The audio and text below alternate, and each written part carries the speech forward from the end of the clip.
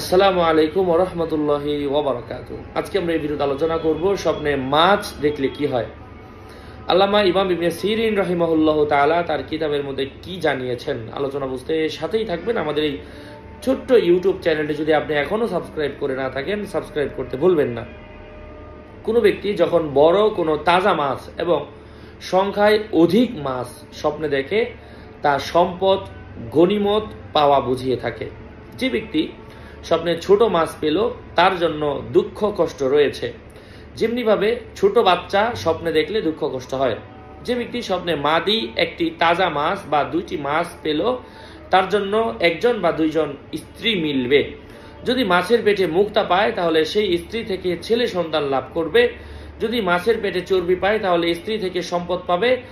আর যদি কোনো ব্যক্তি স্বপ্নে লবণাক্ত মাছ পায়, তাহলে সে উত্তম সম্পদ অর্জন করবে। আরও আপডেট পেতে আমাদের সাথেই থাকবেন।